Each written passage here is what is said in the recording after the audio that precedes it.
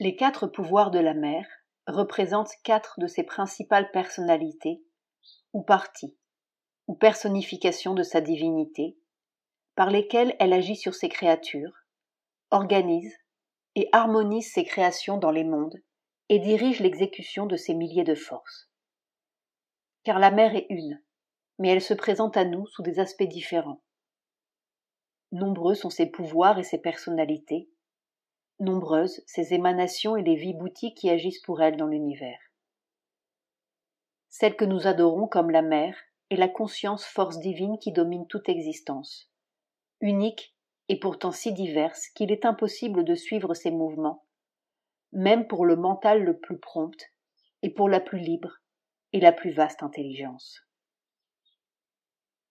La mer est la conscience et la force du suprême, et elle est bien au-dessus de toutes ses créations.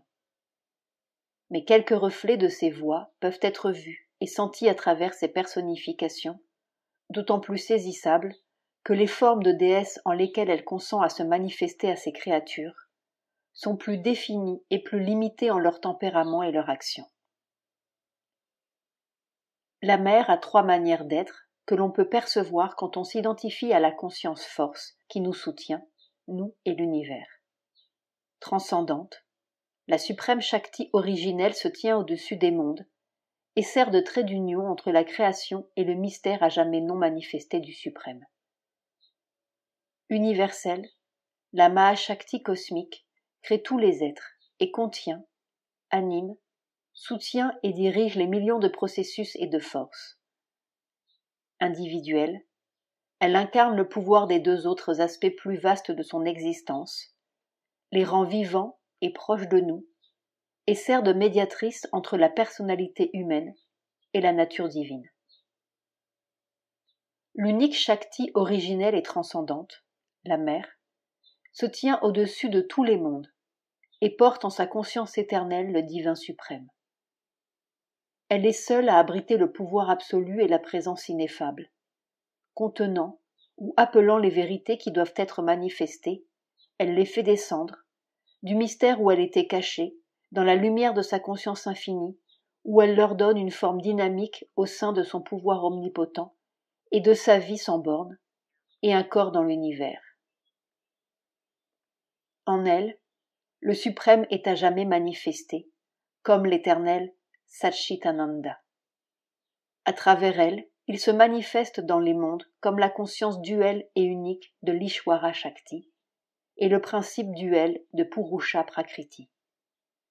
Par elle, il est revêtu d'un corps dans les mondes et les plans, dans les dieux et leurs énergies, et grâce à elle, il prend la forme de tout ce qui est dans les mondes connus ou inconnus. Tout est son jeu avec le suprême, tout est sa manifestation des mystères de l'éternel, des miracles de l'infini. Tout est elle, car tous sont des parcelles et des fragments de la conscience force divine. Rien ne peut être, ici ou ailleurs, hormis ce qu'elle décide et que le suprême sanctionne. Rien ne peut prendre forme, sauf ce que, mue par le suprême, elle perçoit et façonne après en avoir jeté la semence en son Ananda créateur. La Mahashakti, la mère universelle, accomplit tout ce que sa conscience transcendante lui transmet du suprême, et elle entre dans les mondes qu'elle a faits. Sa présence les emplit et les soutient par l'esprit divin et par la force et la félicité divine qui sustentent tout, sans quoi il ne pourrait pas exister. Ce que nous appelons la nature, Prakriti, n'est que son aspect exécutif le plus extérieur. La Mahashakti dispose et organise l'harmonie de ses forces et de ses processus, donne l'impulsion aux opérations de la nature, et se meut parmi elles, cachée ou manifestée en tout ce qui peut être vu, éprouvé ou s'exprimer dans le mouvement de la vie. Chacun des mondes n'est rien autre qu'un jeu de la Mahashakti de ce système de monde ou d'univers où elle représente l'âme et la personnalité cosmique de la mère transcendante. Chacun correspond à quelque chose qu'elle a vu en sa vision, accueilli dans son cœur de beauté et de pouvoir, et créé dans son Ananda. Mais nombreux sont les plans de sa création, nombreux les degrés de la Shakti divine. Au sommet de cette manifestation dont nous faisons partie, se trouvent les mondes d'existence, de conscience, de force et de béatitude infinie, sur lesquels la merveille comme le pouvoir éternel dévoilé. Là, tous les êtres vivent et se meuvent dans une plénitude ineffable et une unité invariable, parce qu'elle les porte à jamais en sécurité dans ses bras. Plus proche de nous se trouvent les mondes d'une parfaite création supramentale, où la mère et la Mahashakti supramentale, pouvoir d'omnisciente volonté et d'omnipotente connaissance divine, toujours caractérisée par ses œuvres infaillibles et par la spontanéité parfaite de chaque opération. Là, tous les mouvements sont des pas de la vérité. Tous les êtres sont des âmes, des pouvoirs et des corps de la lumière divine. Toutes les expériences, des mers, des torrents ou des vagues d'un ananda absolu et intense. Mais ici, les mondes où nous demeurons sont des mondes d'ignorance, les mondes du mental, de la vie et du corps, séparés de leur source en leur conscience, dont cette terre est un centre significatif et l'évolution terrestre un phénomène crucial. Ces mondes aussi, avec toute leur obscurité, leur lutte et leur imperfection, sont soutenus par la mère universelle. Eux aussi sont mus par la Mahashakti et conduits vers leur but caché. La mère, en tant que Mahashakti de ce triple monde de l'ignorance, se tient sur un plan intermédiaire entre la lumière supramentale, la vie de vérité, la création de vérité qui doit être amenée ici-bas, et cette hiérarchie montante et descendante de plans de conscience, qui, telle une échelle double, s'enfonce dans la naissance de la matière, puis, par l'épanouissement de la vie, de l'âme et du mental, grimpe de nouveau vers l'infinitude de l'esprit. Déterminant tout ce qui sera en cet univers et dans l'évolution terrestre par ce qu'elle voit et sent et verse d'elle-même, elle se tient au-dessus des dieux avec toutes ses personnalités et ses pouvoirs disposés devant elle pour l'action, et elle projette leur émanation en ces mondes inférieurs pour intervenir, gouverner, combattre et conquérir, pour guider et faire tourner les cycles, diriger leurs lignes de force totale et individuelle.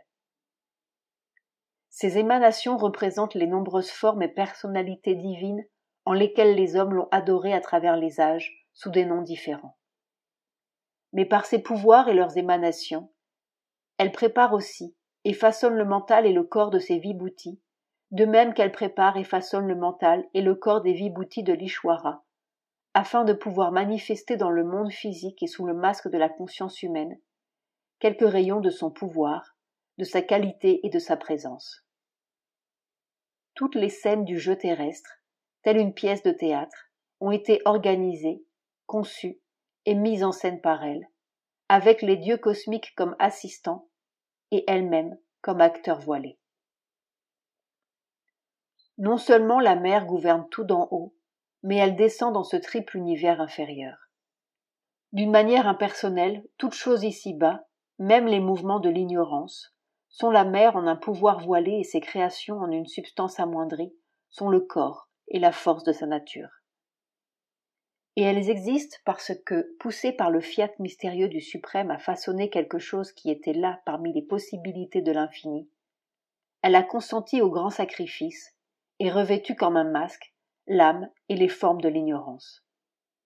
Mais d'une manière personnelle aussi, elle s'est penchée pour descendre ici-bas dans l'obscurité, afin de pouvoir la conduire à la lumière, dans le mensonge et l'erreur afin de les convertir à la vérité, dans cette mort afin de la changer en une vie divinisée, dans la douleur du monde, sa souffrance et son chagrin obstiné, pour y mettre fin dans l'extase transformatrice de son sublime Ananda.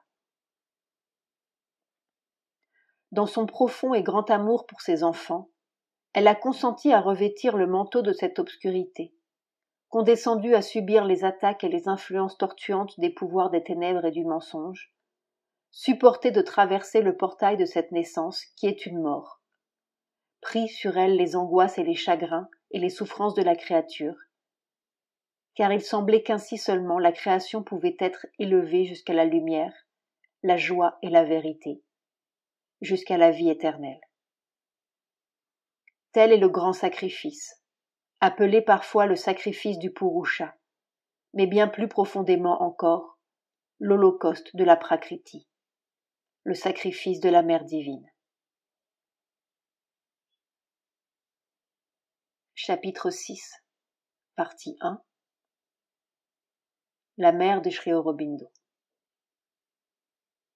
Lecture de mère. Les 4 pouvoirs de la mère sont 4 parmi ses prédominantes personnalités, parties et personnifications de sa divinité, à travers lesquelles elle agit sur ses créatures, met en ordre et harmonise ses créations dans les mondes et dirige la manifestation de ses milliers de forces. Car la mère est une, mais elle se présente à nous sous des aspects différents. Elle a beaucoup de pouvoir et de personnalité, beaucoup d'émanations et de vibhuti qui agissent pour elle dans l'univers. Celle que nous adorons comme la mère à la conscience force divine qui domine toute existence, unique et pourtant si multiple qu'il est impossible de suivre ses mouvements, même pour l'esprit le plus prompt et pour la plus libre et la plus vaste intelligence. La mère est la conscience et la force du suprême, et elle est bien au-dessus de toutes ses créations.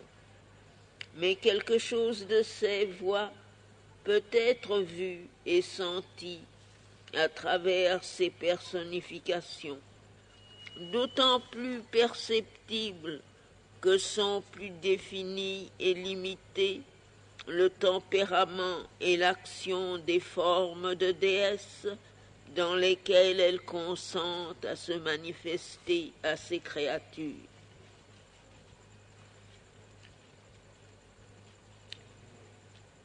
Il y a 3 manières d'être de la mère que vous pouvez percevoir quand vous vous identifiez avec la conscience force qui nous soutient, nous et l'univers. La transcendante, la suprême Shakti originelle, qui se tient au-dessus des mondes et sert de trait d'union entre la création et le mystère toujours non manifesté du suprême. L'universel, la Mahashakti cosmique, qui crée tous les êtres et contient, pénètre, supporte et dirige les millions de procédés et de forces. L'individuel, qui personnifie le pouvoir des 2 plus vastes aspects de son existence, les rend vivants et proches de nous, et s'entremet entre la personnalité humaine et la nature divine. L'unique Shakti originelle et transcendante, la mère, se tient au-dessus de tous les mondes et porte dans sa conscience éternelle le divin suprême. Elle est seule à abriter le pouvoir absolu et la présence ineffable, contenant ou appelant les vérités qui doivent être manifestées. Elle les fait descendre du mystère où elles étaient cachées, dans la lumière de sa conscience infinie, et leur donne une forme dynamique dans son pouvoir omnipotent et dans sa vie sans bornes et un corps dans l'univers. Le suprême est manifesté en elle à jamais comme l'éternel Satchitananda. Il se manifeste à travers elle dans les mondes comme la conscience unique et duelle de l'Ishvara Shakti est le principe duel de Purusha Prakriti. Il est personnifié par elle dans les mondes et les plans et les dieux et leur énergie, et façonné grâce à elle comme tout ce qui est dans les mondes connus et dans d'autres inconnus. Tout est son jeu avec le suprême. Tout est sa manifestation des mystères de l'éternel, des miracles de l'infini. Tout est elle, car tous sont parcelles et fragments de la conscience force divine. Rien ne peut être ici ou ailleurs que ce qu'elle décide et que le suprême permet. Rien ne peut prendre forme excepté ce que, mue par le suprême, elle perçoit et façonne après en avoir moulé le germe dans son Ananda créateur. La Mahashakti, la mère universelle, effectue tout ce que sa conscience transcendante transmet du suprême, et elle entre dans les mondes qu'elle a faits. Sa présence les remplit et les soutient avec l'esprit divin et avec la force et la félicité divine qui sustentent tout et sans quoi il ne pourrait pas exister. Ce que nous appelons la nature ou Prakriti n'est que son aspect exécutif le plus extérieur. Mahashakti dispose et organise l'harmonie de ses forces et de ses procédés. Elle contraint la nature à ses opérations et se meut parmi elles, cachée ou manifestée, en tout ce qui peut être vu, expérimenté ou mis dans le mouvement de la vie. Chacun des mondes n'est rien d'autre qu'un jeu de la Mahashakti, de ce système de monde ou univers et qui y réside comme l'âme et la personnalité cosmique de la mère transcendante. Chacun est une chose qu'elle a vue dans sa vision, accueillie dans son cœur de beauté et de pouvoir et créée dans son Ananda. Mais il y a beaucoup de plans de sa création, beaucoup de pas de la Shakti divine.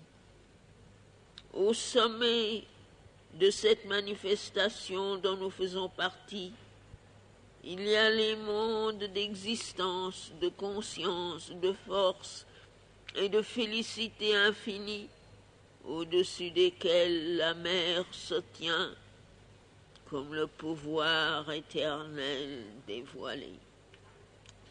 Là, tous les êtres vivent et se meuvent dans une plénitude ineffable et une unité invariable, parce qu'elle les porte en sécurité dans ses bras à jamais.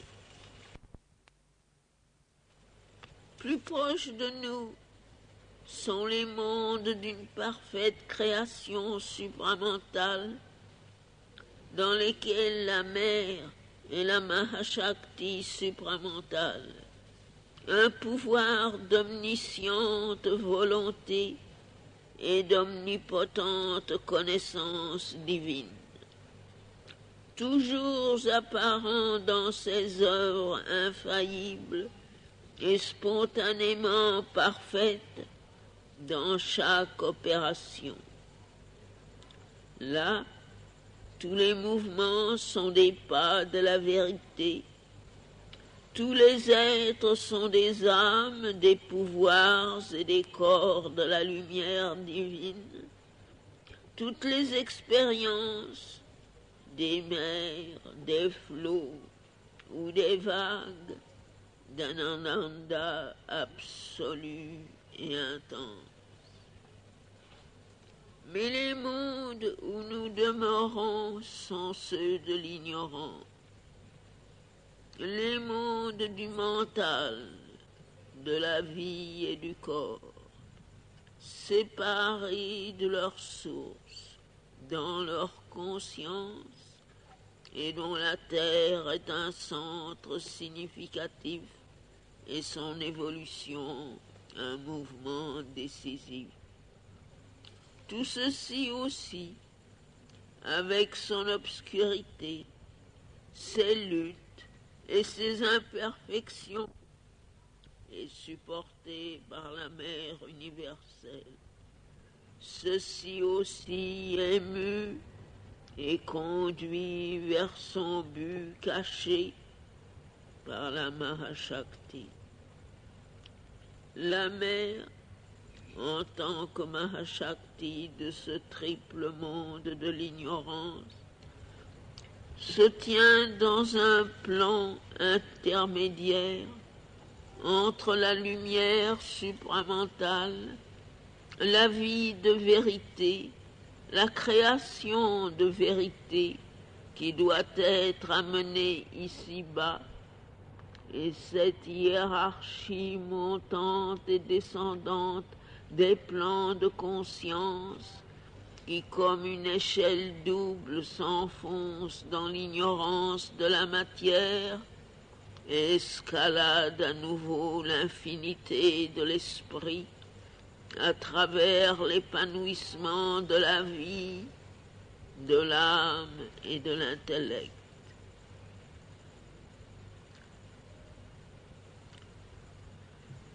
Déterminant tout ce qui sera en cet univers et dans l'évolution terrestre par ce qu'elle voit et sent et déverse d'elle-même, elle se tient là, au-dessus des dieux, et toutes ses personnalités et tous ses pouvoirs sont émis et placés devant elle pour l'action.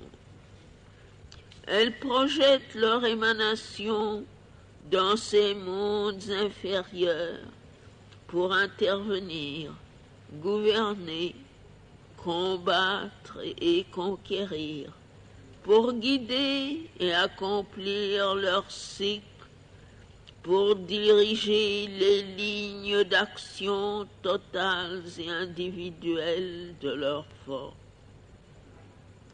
Ces émanations sont les nombreuses formes et personnalités divines dans lesquelles les hommes l'ont adoré sous des noms différents à travers les âges.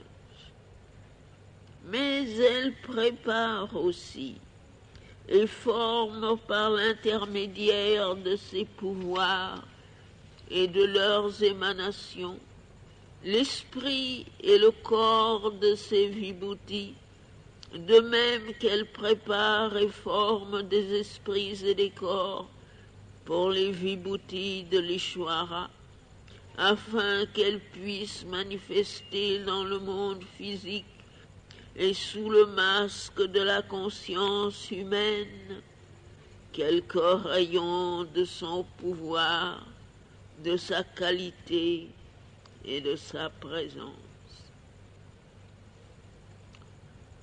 Toutes les scènes du jeu terrestre ont été, comme dans un drame, organisées, conçues et jouées pour elle, avec les dieux cosmiques comme auxiliaires et elle-même comme un acteur voilé.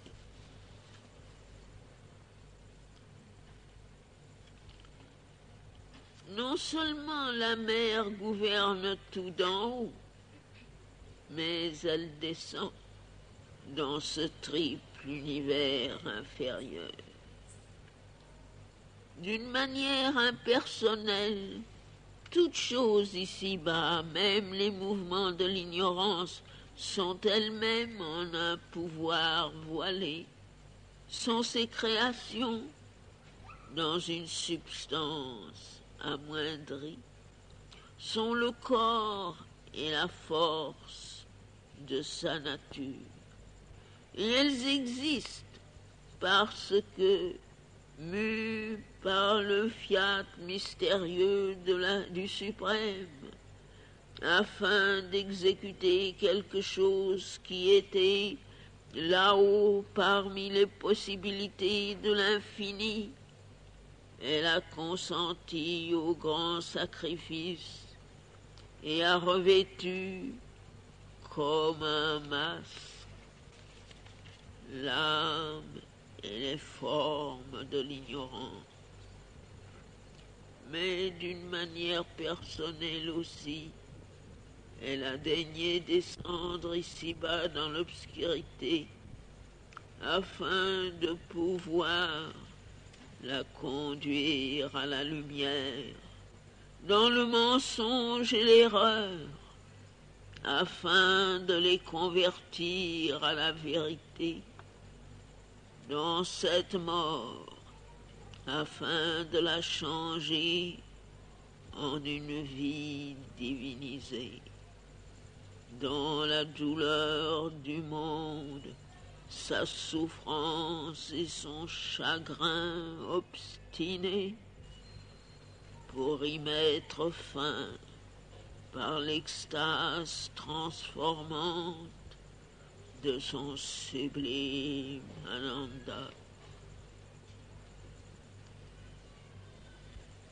Dans son profond et grand amour pour ses enfants, elle a consenti à revêtir le manteau de cette obscurité, condescendue à subir les attaques et les influences torturantes des pouvoirs de ténèbres et de mensonges, supporter de traverser le portail de cette naissance qui est une mort, pris sur elle les angoisses, les chagrins et les souffrances de la créature, car il semblait qu'ainsi seulement la création pouvait être élevée jusqu'à la lumière, la joie et la vérité, jusqu'à la vie éternelle. C'est le grand sacrifice du Purusha, mais bien plus profondément, l'holocauste de Prakriti, le sacrifice de la mère divine.